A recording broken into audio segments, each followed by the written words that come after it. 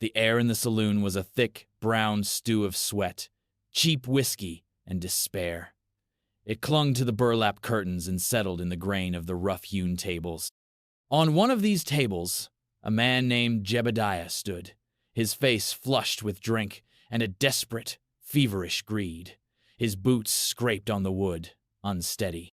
Beside him, still as a deer in a hunter's sights, stood his daughter, Ilara. She was 17.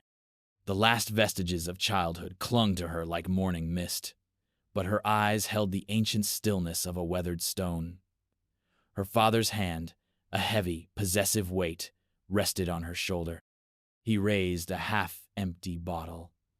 "The finest bloom in this whole forsaken territory," he slurred to the assembled crowd of miners and drifters. "A hard worker. Obedient. $10. Who'll start me at 10? A low murmur rippled through the room. Men looked at her, their gazes stripping away the thin fabric of her dress, appraising her like livestock. Ilara looked at nothing.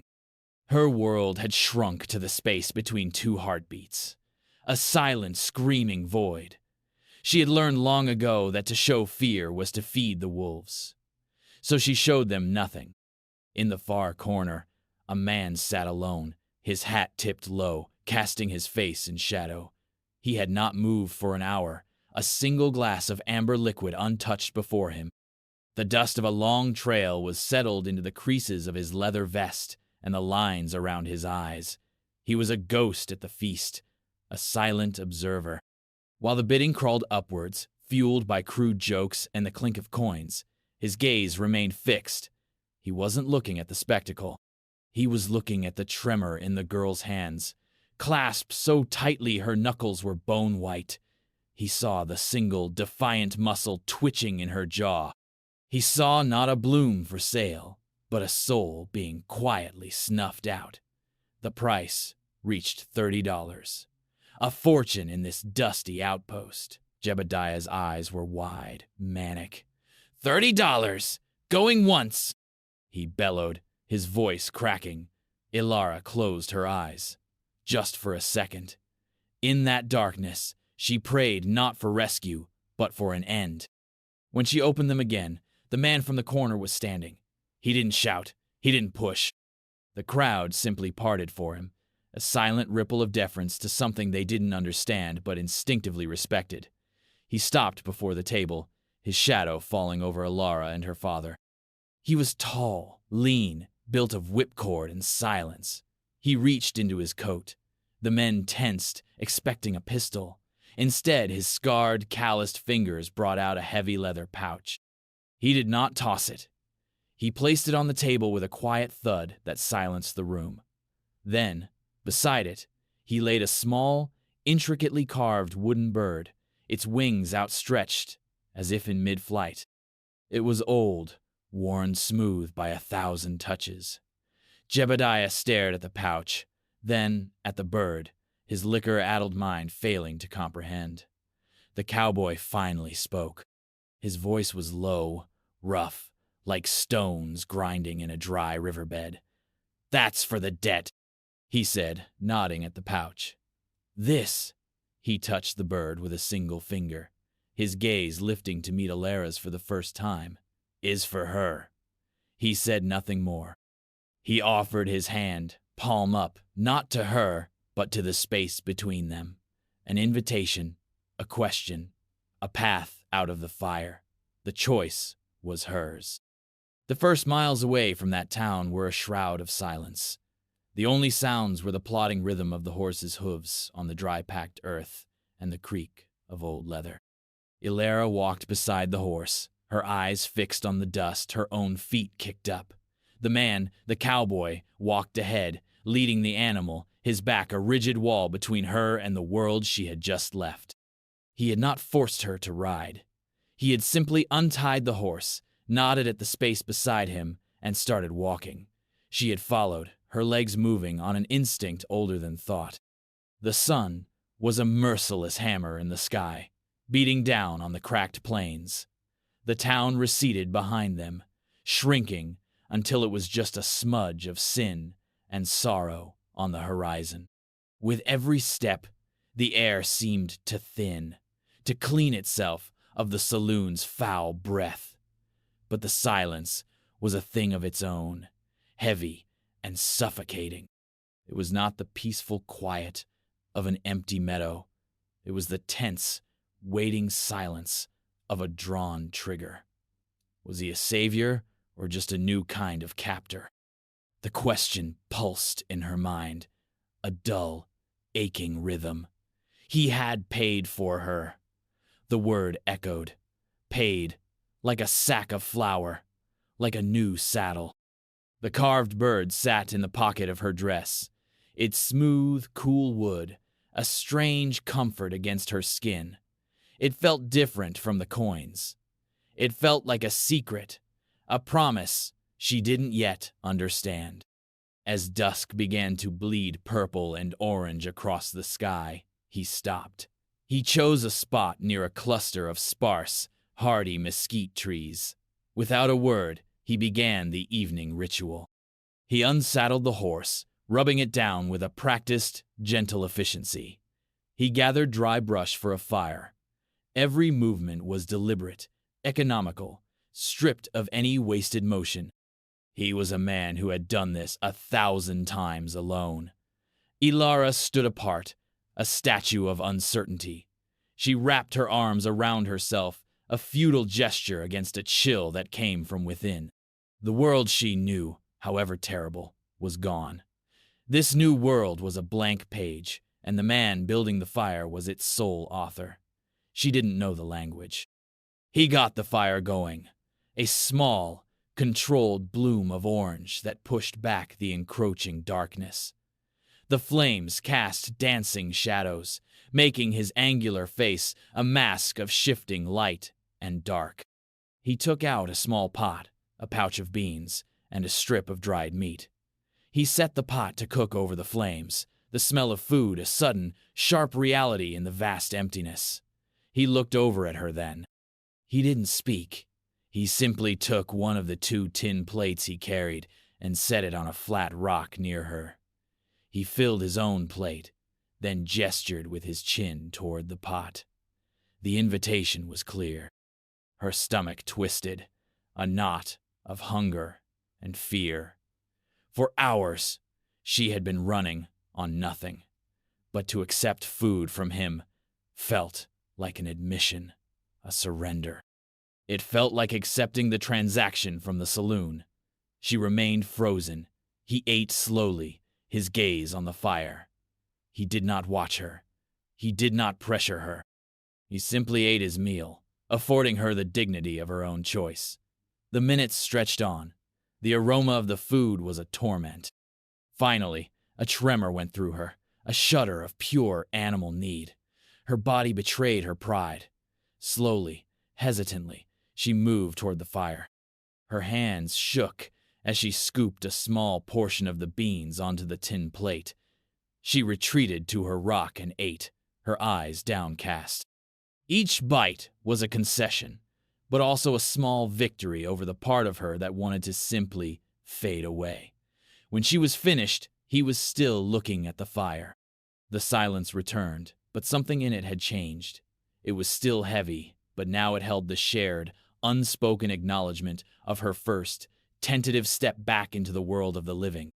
The journey fell into a rhythm dictated by the sun and the terrain. Days were spent walking. The silence between them, a living thing, stretching and contracting with the heat of the day. He taught her without words. When they came to a stream, he would stop, cup his hands, and drink, then look at her, waiting. She learned to read the subtle dip in the land that signaled water, the way the vegetation changed. He moved through the wilderness not as a conqueror, but as a part of it, as silent and observant as the hawk that circled high above them. His name was Silas. She had heard it only once, when the saloon keeper had grumbled it as they left. The name felt foreign, ill-fitting for a man who seemed to be made more of gestures and shadows than of words. At night, by the fire, the silence was different. It was a space for thought. Alara would watch him mend a strap on his saddlebags or sharpen his knife on a whetstone. His hands were a marvel. They were scarred, crisscrossed with the hard stories of a hard life, yet they moved with an impossible gentleness. They were the hands of a man who could break a horse or soothe one, who could face down a room of armed men and then carve a bird so delicate it looked as though it could fly. One night, as the fire popped and hissed, he seemed to drift away, his hands stilled on the piece of leather he was working. His gaze went distant, focused on something deep in the flames that only he could see. A flicker of memory, sharp and unbidden, rose in his mind. A woman's laughter, light and free as cottonwood fluff on the wind, the scent of sun-warmed linen and wildflowers, a small hand warm in his own. The memory was a ghost limb, an ache for a life that was no more. It was the source of the vast, quiet ocean of sorrow he carried within him, but it was also the wellspring of his strange, fierce gentleness. He had lost everything that mattered, and in that loss, he had learned the profound value of a single, fragile life. He looked up, his eyes finding Alara across the small fire. She was watching him, her expression unreadable. He had seen that look before, in the eyes of a wounded foal, a deep, questioning fear mixed with a dawning curiosity. He gave a slight, almost imperceptible nod, not of greeting, but of acknowledgement. He saw her, not the object from the auction, but the person huddled in the darkness, fighting her own silent war. The moment passed. He went back to his work, and she looked back into the fire. But the air between them had been charged with a new current. He was not just a silent stranger. He was a man with a history, a man nursing a wound as deep as her own. She did not know his story, and he did not know hers. But for the first time, she felt the faint, ghost-like echo of a shared humanity in the vast, lonely darkness of the plains. She held the small wooden bird in her pocket, its wings a silent promise against her palm. The landscape began to change. The flat, cracked earth gave way to rolling hills dotted with stubborn, wind-bent junipers. The air grew thinner, cleaner. And with the change in the land, something shifted in Alara as well. The constant, gnawing fear in her belly began to recede, replaced by a cautious awareness. She started to see the world through his eyes. She noticed the way he scanned the horizon, the subtle shift in his posture when he heard a distant sound, the way he could tell the age of a track in the dirt. Her own senses, long dulled by the need to survive within four walls, began to wake up. One afternoon, while Silas was checking a loose shoe on the horse, she wandered a short distance away, drawn by a patch of familiar-looking green leaves near a trickle of seepage from a rock face. She knelt, her fingers brushing the leaves. Yarrow. Her mother had taught her about it long ago, in another life. A healer of wounds, a stopper of bleeding. The memory was a sharp, painful gift. Her mother's hands, smelling of earth and herbs, showing her which plants could heal and which could harm. It was a knowledge she thought she had forgotten, buried under years of her father's drunken rages. She gathered a small bundle, her movements sure and certain. She returned to the camp as Silas was finishing with the horse. She held out the bundle of leaves. He looked at them, then at her. His eyes held a question. "For wounds," she said. The words felt strange in her mouth, brittle from disuse. It was the first time she had initiated a conversation, the first thing she had offered him. He took the leaves from her hand, his rough fingers brushing hers for a fleeting second. He studied them, then gave a slow nod of approval. "Good," he said. The single word landed with the weight of a long speech. It was praise. It was acceptance. It was a recognition of her worth, of a skill that was uniquely hers. That night, she took out the small bundle and laid the leaves on a flat rock to dry by the fire. It was a small act, but it felt monumental. She was no longer just a follower, a piece of cargo. She was a contributor. The next day, he stopped by a stand of slender ash trees.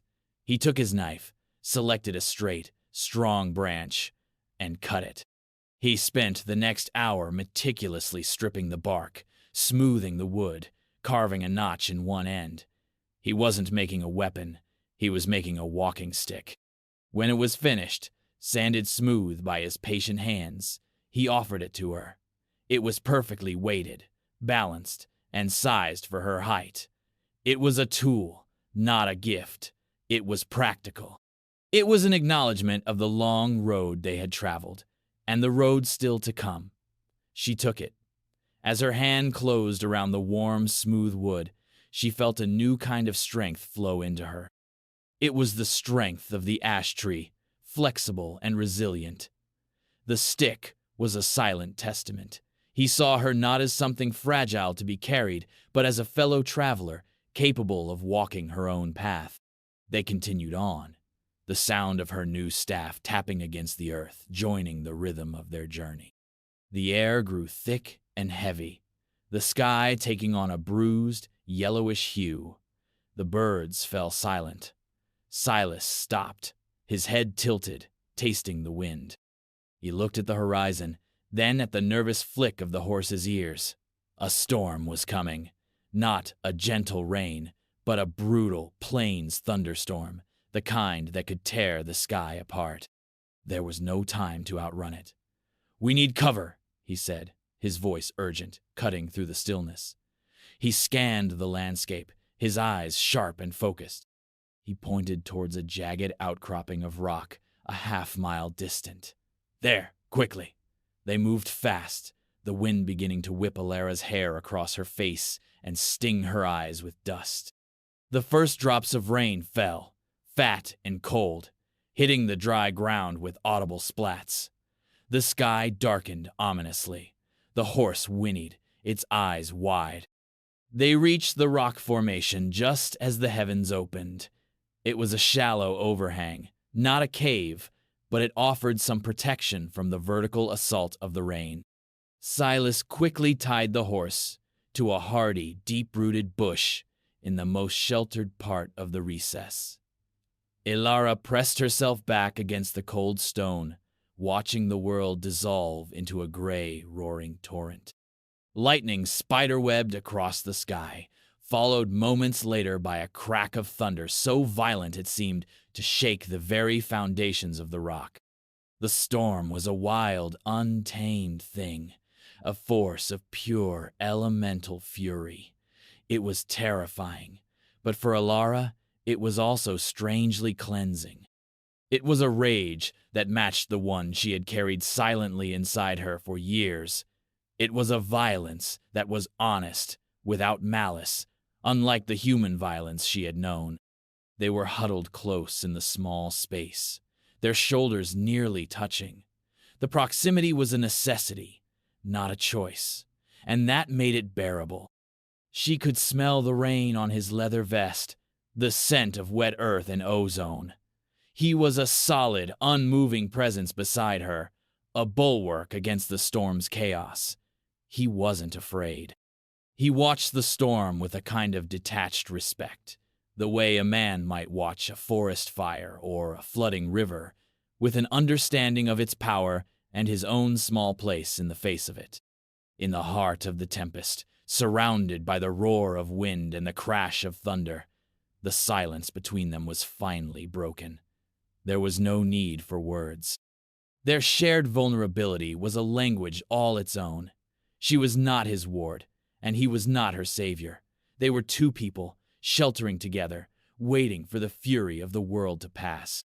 Ilara looked at his hands, resting calmly on his knees, the same hands that had placed the coins and the carved bird on that filthy table, the same hands that tended the fire, that mended the tack, that had made her a walking stick. She realized, in a sudden, clear moment, that he had never once laid a hand on her. Not to guide her, not to restrain her, not even to help her over a rough patch of ground. He had only ever offered. He had offered a path, offered food, offered a tool. He had offered freedom over and over again, in 100 silent ways. The lightning flashed, illuminating his face for a split second. She saw the deep lines etched there, the profound weariness in his eyes. And for the first time, she felt not fear, but a quiet, aching surge of empathy. The storm passed as quickly as it had arrived, leaving the world washed clean and glistening. The air was sharp and cool, smelling of wet sage and damp earth. A rainbow, faint and ethereal, arched across the newly blue sky. As they emerged from the shelter of the rock, it felt like stepping into a new world. The oppressive weight of the journey had been broken by the storm's fury. The silence that resettled between them was different now. It was no longer a void, but a shared space, comfortable and imbued with the memory of the shelter they had shared. He gave her a piece of dried fruit from his pack, and she accepted it without hesitation. They walked on, the ground soft beneath their feet. The landscape was gentler here, with more grass and scattered wildflowers poking through the damp soil. As the sun warmed her back, Ilara's mind drifted. Not to the saloon, not to the fear, but further back. A memory surfaced, clear and bright as the post-storm sky. She was small, perhaps 5 or 6 years old. Her mother was kneeling in a small, struggling patch of garden behind their shack, her hands deep in the soil. Her father was gone then, on some long, fruitless prospecting trip. It was a time of peace. Her mother had held up a worm, wiggling on her palm. "See, Ilara," she had said, her voice soft. "Everything has its purpose, even the lowly worm. It turns the soil, makes it rich for the flowers." She had looked from the worm to her mother's face, illuminated by the morning sun. "What is my purpose?" she had asked, her child's voice full of solemn curiosity. Her mother had smiled, a sad, gentle smile. "Your purpose, little bird, is to grow, to reach for the sun, no matter how hard the ground is." The memory was a double-edged sword. It brought the sharp, piercing grief of her mother's loss. She had been taken by a fever 2 years later. But it also brought a surge of warmth, a reminder of a love that had been real and true. It was an anchor in the storm of her life. Her mother had called her little bird. The thought struck her with the force of a physical blow. She stopped walking, her hand flying to her pocket, to the small, carved wooden bird that rested there. Silas, a few paces ahead, noticed her pause and turned, his expression questioning. She looked from the bird in her hand to the man standing before her. A man who knew nothing of her mother, nothing of her secret nickname. A man who had looked at her in a room full of predators and seen not a thing to be bought, but something that deserved to fly. A strange, impossible coincidence. Or perhaps, she thought, it was something else. Perhaps it was the world, in its own mysterious way, answering a prayer she had forgotten she'd made. A quiet understanding bloomed in her heart. He had not rescued her from her father. He had done something far more profound. He had, with a single intuitive gesture, given her back a piece of her own lost soul. She looked at him, really looked at him, and for the first time, her eyes held not fear or uncertainty, but the dawning light of a deep and powerful recognition. They were nearing their destination. She could feel it in the way Silas moved, a subtle easing of the tension in his shoulders. The land had softened into grassy plains, bordered by a line of distant, blue-hazed mountains. The journey had etched itself onto her. She was leaner, stronger. Her skin was tanned by the sun, her eyes clear and accustomed to judging distances. The walking stick he had made her felt like an extension of her own arm. One afternoon, they saw a plume of smoke in the distance. Not a wildfire, but a campfire. As they drew closer, they saw a man with a cart, a traveling tinker. The man was old, with a wiry frame and a face like a dried apple. He greeted them with a friendly, toothless grin. "Afternoon, folks. A fine day after the blow." Silas nodded, his hand resting near the butt of his pistol. A casual but clear warning. "Afternoon." The tinker's eyes flickered to Alara, full of harmless curiosity. "That your daughter?" "Got her mother's eyes, I'd wager." Silas didn't answer the question directly. His voice was flat, devoid of emotion, but carried an unmistakable edge of finality. "We're just passing through." The tinker, sensing the invisible wall Silas had erected, quickly changed the subject, offering to sell them a pot or a new tin plate. Silas politely declined. They moved on, leaving the old man behind. The exchange was brief, almost meaningless, but for Alara, it was a revelation. Silas hadn't claimed her. He hadn't said yes to the tinker's assumption. He had deflected, corrected nothing, but in his own quiet way, he had protected her status. She was not his property to be named or claimed. She was simply with him. It was a subtle distinction, but it was everything. She was not a daughter, not a wife, not a possession. She was herself. The realization settled deep inside her, a quiet, powerful truth. For the first time in her life, she felt a profound sense of safety. It wasn't the safety of high walls or a locked door. It was the safety of being seen as a person, whole and separate, by the man who walked beside her. The safety of unspoken respect. Later that day, they crested a low hill. Below them, nestled in a shallow valley, was a small, solitary cabin. A thin curl of smoke rose from its stone chimney, not from a fire within, but from a fire, long dead, the last wisps of memory. A simple wooden fence enclosed a small pasture where a second horse, a sturdy-looking gray, grazed peacefully. The cabin was small, unadorned, built of dark, weathered logs.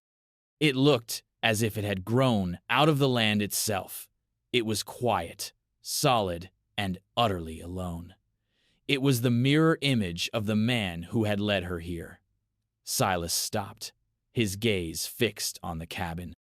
This was it. The end of the trail. A wave of apprehension washed over Alara. What now? What was this place? A new cage, however gilded. A final destination where her debt would be called due. The quiet peace she had begun to nurture felt fragile again, threatened by the finality of this place. He must have sensed her fear. He turned to her, and for the first time on the entire journey, his face held a trace of something vulnerable, something uncertain. The armor of silence and stoicism had a crack in it. He led the horse down the gentle slope towards the cabin. Alara followed, her heart pounding a slow, heavy rhythm against her ribs. Each step felt final. The cabin grew larger, resolving into details. A well-worn wooden bench on the small porch, a neatly stacked pile of firewood, a single window that looked out towards the mountains. It was a place of solitude, of deep, ingrained quiet. It was his home. When they reached the front door, Silas dropped the horse's reins, letting them trail on the ground. The animal stood placidly, at ease. He turned to face Alara. The setting sun cast a golden light over the valley, catching the dust motes dancing in the air between them. He reached into his pocket and pulled out a simple, hand-forged iron key. He didn't hold it out to unlock the door. He held it out to her. His hand was steady, his gaze direct. "This is yours," he said. His voice was quiet, but the words echoed in the vast stillness of the valley. "If you want it." Alara stared at the key, then at his face. She didn't understand. Her mind, so accustomed to cages and transactions, struggled to grasp the meaning. "I don't," she began, her voice barely a whisper. He seemed to understand her confusion. I have a room in the barn, he explained, his gaze unwavering. I sleep there most nights anyway. The house is quiet. In his words, she heard the echo of his loss, the ghost of the laughter that once filled those rooms. He wasn't giving her a room. He was giving her the house, the home. The land provides, he continued softly. There's water from the creek, a garden if you've a mind to plant one. You'd be safe here. He paused, and the weight of his next words settled between them. And you'd be free. You can stay. Or you can take the gray horse in the morning and ride wherever you please. No one will stop you. It was the ultimate reversal, the final, definitive act that undid the horror of the saloon. There, she had been sold. Here, she was being given not just a home, but the absolute, unqualified freedom to refuse it. He was not her master. He was her liberator. The immense, staggering weight of his gesture settled upon her. Tears welled in her eyes, blurring his image. They were not tears of sorrow or fear, but of a profound, shattering gratitude. She reached out, her trembling fingers closing over the key in his palm. The metal was cool and solid, an anchor. Her fingers brushed his, and the touch was electric, a current of shared history and unspoken understanding. He had seen her as a bird that deserved to fly. And now, he had brought her to the one place she could build her own nest.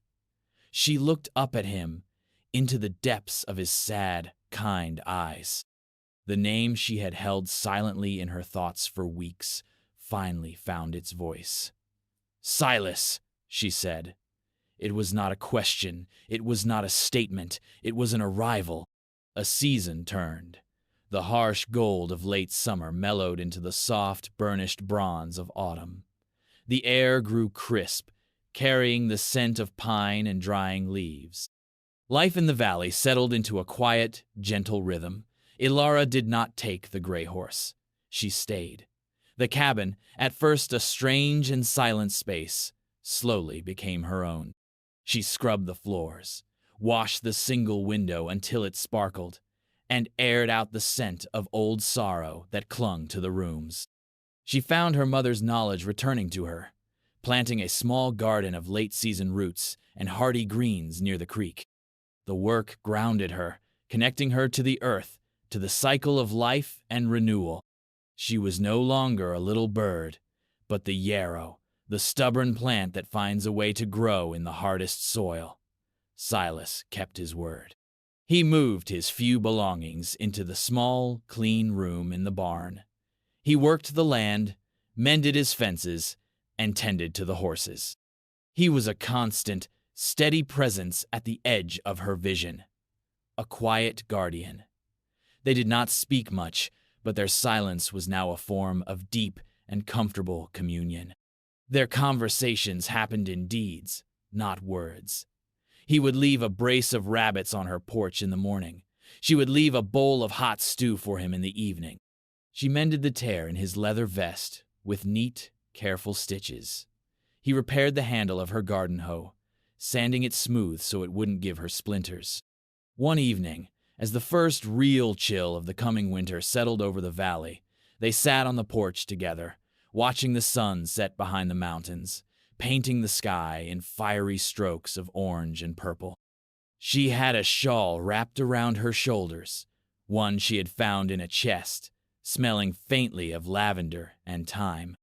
He was whittling a piece of scrap wood, his knife moving with its usual practiced grace. "Frost is coming," he said, his eyes on the horizon. "I'll cover the roots," she replied, her voice calm and sure. A comfortable silence fell again, filled only by the whisper of his knife on the wood and the distant call of a night bird. He finished his carving and held it out to her.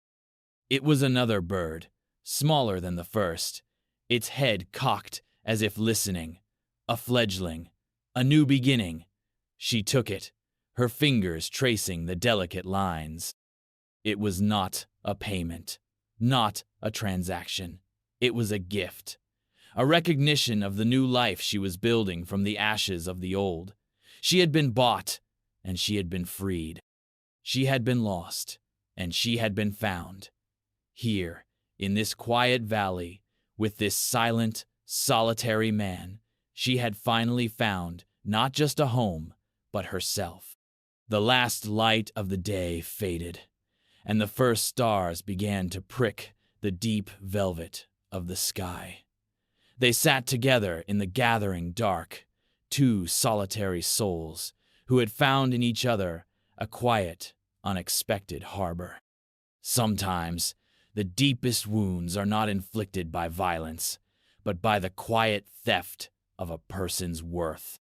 And sometimes, redemption is not found in a grand gesture or a heroic battle, but in the slow, patient act of giving that worth back. It is found in a shared silence, in a meal offered without expectation, in the granting of a choice to someone who has never had one. It is the understanding that a person is not a thing to be owned, but a life to be honored.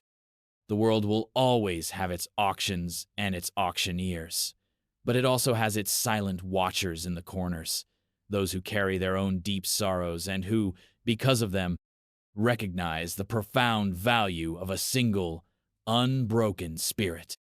And in the quiet spaces, in the vast wildernesses, a single act of defiant decency can be enough to build a new world, one where even the most damaged wings can learn once again to catch the wind.